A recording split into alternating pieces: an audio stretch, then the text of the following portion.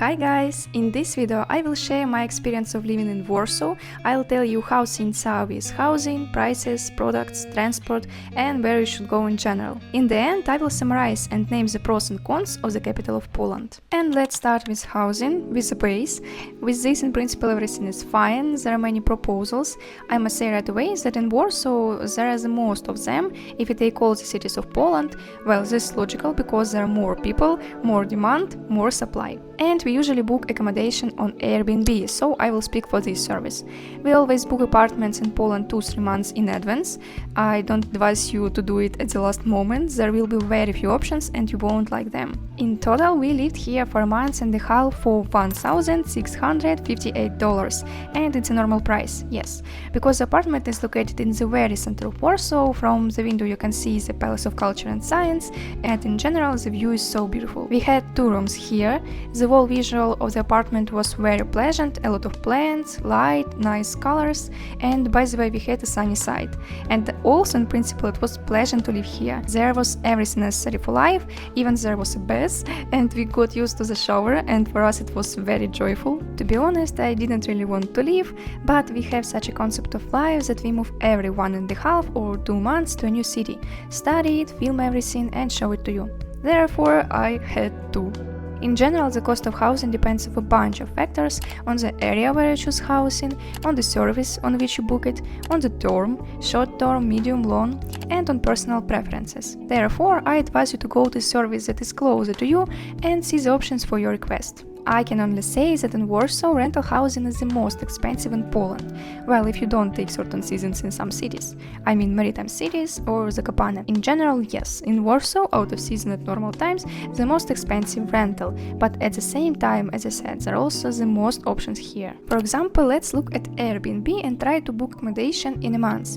Within $500 we can only rent a separate room. Up to 1,000 you still get rooms, but there are more variants of wall housing. The apartments are dark with a strange design, but it might suit someone. And after $1,000 the choice becomes more and the apartments themselves look much better. It's clear that short-term rentals are more suitable for tourists and those who want to live in Warsaw temporarily. It's logical that the shorter the booking period, the higher the price will be. If you take in the long term, it will be more difficult. As far as I know, renting an apartment for a year or more in Poland is quite difficult now, but then again, it depends on your personal preferences, on pickiness, so to speak. For example, if you don't have any important filters for the visual or for something else, then it won't be so difficult. But we are people with our own list of conditions. Because we work remotely, it's important for us to sit correctly, have 2 rooms and so on. We smoothly move into the atmosphere of the city. Firstly, development is felt here and you don't want to sit still. I remember the first time we walked near the skyscrapers in the office center of Warsaw, and I was very impressed, because before that I hadn't been to such megacities and I really liked this energy. At the same time, Warsaw is very cozy thanks to the old town and beautiful clean streets. Every time I walked around Warsaw, I enjoyed its atmosphere and generally felt at home here. In principle, I feel at home in every place, but here I felt it more strongly. And I believe that home is every place in which we are. Every dwelling, every shop, every street, every city. With this state you feel more grateful, you want to take more care of this place, and somehow it's much more pleasant. Of course I want to return to Ukraine, to my relatives, but still here I also feel like at home, and this is a very important feeling. Yes, it's crowded, but at the same time it's quite spacious, thanks to the wide streets, and therefore it didn't bother me much. But most of all, people are usually crowding in stores, and when we went food shopping on Saturday, we had to spend a lot of time on quiz. In addition to Ukrainians, there are also many tourists from different countries, therefore it's difficult to say which language is heard more often here: Polish, Ukrainian, Russian or English. From interesting observations, it was very quiet in our yard, although we lived in the very center of the city, and I thought that it would be noisy there. But no, the area turned out to be very cozy. Interesting places. Oh, Warsaw is full of bright, interesting and unusual places. And now I will briefly go over the places we have been and those that I generally recommend you to visit, which I didn't have time to visit, because we weren't there for very long. So let's go. Firstly, of course, the old city, where Andrew and I began our acquaintance with Warsaw. We went there first because it was close to our house. This is an incredibly beautiful place place with its own history. These colorful houses, cozy streets, music, people, all this together creates a very cool atmosphere. Modern Warsaw may also surprise you, at least with skyscrapers. Personally, I find them very inspiring. Next are the parks. There are a lot of green areas in Warsaw, so you have plenty of options for where to walk or run around. We only visited 2 parks. Well, we didn't walk along them for a particularly long time because we were cold and we were here at the very coldest time, but they are very pretty. Of course, I can say about castles. Just so you know, there are more than 20 of them in Warsaw. We managed to visit only one, but the most important, the Royal Castle on the Castle Square. There we walked through the rooms with an audio guide and enjoyed the luxury of the past. In some moments, of course, it was boring because you need to be able to present the story in an interesting way as an author, but there were startling facts. From unusual places, I can single out the library of Warsaw University. It's especially interesting to take a walk here in the summer, when the upper garden on the roof of the library is open, but we walked around the lower garden and still it was beautiful and cozy. There are also halls. These are commercial premises where you can eat deliciously, shop and listen to live music. I also advise you to visit the Copernicus Science Museum, even if you don't understand science but are simply interested in all sorts of scientific things. I still advise you to go, because I don't understand, but at the same time it was interesting for me to see everything. Study, test, experiment. There are various optical illusions, a high voltage museum and much more. Also, another place that we visited but I didn't talk about it and didn't show it is the zoo. We went there with our loved ones, with Andrew's mom and sister, so I didn't shoot there, I just took a picture. But I can say that it's worth going there by yourself, with children, with friends, and look at different animals. Yes, it's certainly cool here in winter, but I still advise you to go there. Well, the last of the unusual places is shopping centers, which in the past were completely different buildings. One shopping center used to be a power plant and is called Elektrownia Powierzchnia. And the second one was a vodka factory and is called the Prague Conizar Center. In Warsaw there are also a lot of museums, and varied, not banal. Well, I'll start with the banal, the National Museum. I remember we went to Denmark in Copenhagen to the National Museum of Denmark, and it was very interesting. It's about history, about different eras, and I assume that in Warsaw it's about the same type, and it's worth going there if you have the time and desire. There is also a pinball museum, a museum of neon, illusions, and a museum on the territory of a former prison. In short, the museums for every taste. If you want to plunge into the atmosphere of interesting places in Warsaw, then go to this playlist and watch the videos that interest you. I left the link in the description below. Now let's talk about transport. Firstly, there are wide roads here, so it's comfortable for both drivers and pedestrians. Secondly, there is a general system of all types of public transport, and it's really very cool. That is, you, for example, can take a ticket for 30 minutes, have time to drive a couple of stops on the metro, transfer to the bus, go a little more, and transfer to the tram one more time. Separately, I want to know the metro because it is very understandable and convenient here, and I like it the most from transport because there are no traffic jams in the metro. And here in Warsaw there are 2 lines, and we live just at their intersection, at the Świętokrzyska station. Ticket prices are okay. You can take a one-time ticket, an unlimited weekend ticket for several days, or for example buy a travel card if you need to travel frequently on transport on weekdays. We usually took a ticket for 20 minutes because we didn't have to travel far. And on weekdays we took an unlimited ticket for 40 zlotys. In general it goes up to group of up to 5 people, but there was no other option. He came up because we had to travel often to shoot different places. Therefore it was easier to take an unlimited ticket, and we saved money, by the way. We counted. We used Google Maps to get around the city.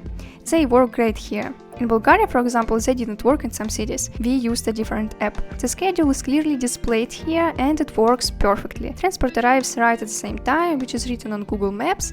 Overall, this is how it should be. And we bought tickets in the Yagda app, and in general you can buy and activate a ticket here in a couple of seconds using a QR code. There are also many bike paths in Warsaw, so you can safely move around by bike or electric scooter. By the way, from Cool Things, this will be off topic of course, but we saw such a robot advertising a pizzeria in Warsaw, and it was funny because he was dancing right in front of us. Well, now let's speak about the food. First, Polish cuisine. I really like it, and especially pierogi, Polish dumplings. We tried pierogi and Zurich, but I didn't like Zurich very much because I don't like Solянka and it's very similar to taste to it. We often went with Andrew and relatives to Polski Pierogi and Zapicek. Both places are very atmospheric, popular in Warsaw and probably all over Poland, but I liked the first one a little more. What about other restaurants and bars? Everything is also great here. In general, there are a lot of them, a very large choice, there are places for every taste and color. From what we managed to visit. Firstly, the restaurant of Georgian cuisine, Little Georgia, is a very tasty place. I advise it to everyone. They make cool khachapuri and meat set there. We also visited several bars with our friends and in principle we liked everything. We also tried Indian street food in Elektrowni Povishli. This is the only place I didn't like at all. The food there is all spicy, fatty and sweet. And after eating a little, I realized that it was enough for me. But it was interesting to try, it was our first time, unsuccessful. A meal for 2 people usually came to 100-200 zlotys, which is basically normal. Well, it's worth saying that we went to such medium-sized restaurants that had $2 on Google Maps. Now about homemade food. We usually shopped at Lidl, Kaufland or Biedronka. Biedronka is the most budgetary of them, but it looks the same. Lidl is better, there are good products, but Kaufland is widest. It's literally very large and there is a huge selection there, that is, there can be 2 large long stands with 1 product. Also, in Warsaw there are many small shops, such mini markets, especially Żabka, you can see it just at every street.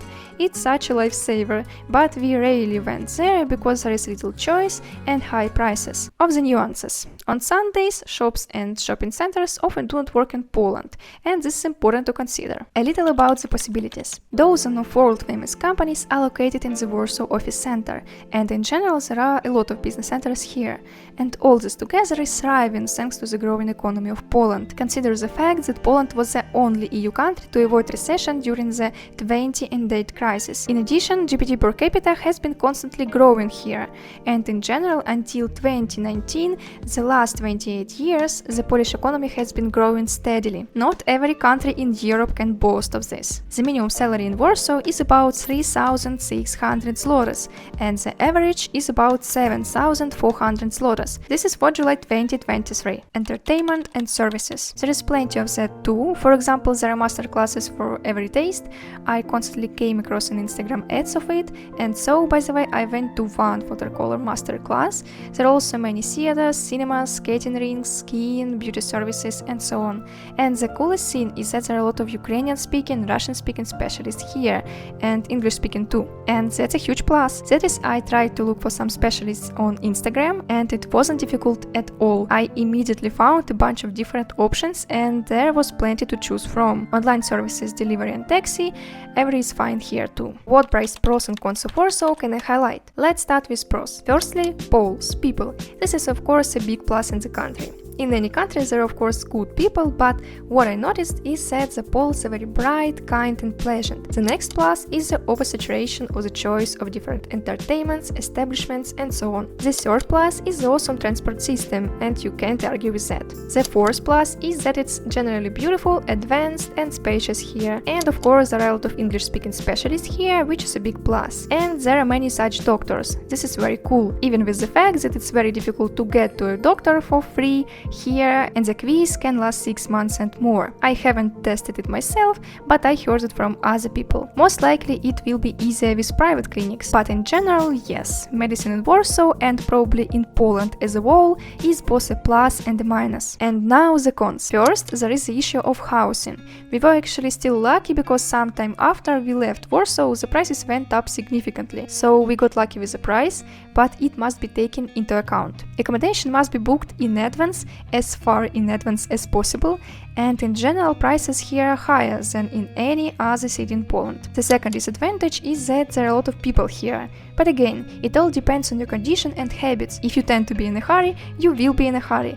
If in spite of everything you feel calm, then the crowds of people will not interfere with you. Well, the third minus is polluted air. Yes, this is generally a problem for Poland, and in fact Warsaw is not the most polluted city. For example, Krakow is dirtier, but still it's not very healthy. And some groups of people may suffer from it. To sum up, Warsaw is suitable for everyone who cares about development, movement and brightness of life. It's really comfortable to live here and it's interesting to be a tourist. I would say that this is one of my favorite cities, so it was a little sad to go away. What do you like or dislike about Warsaw?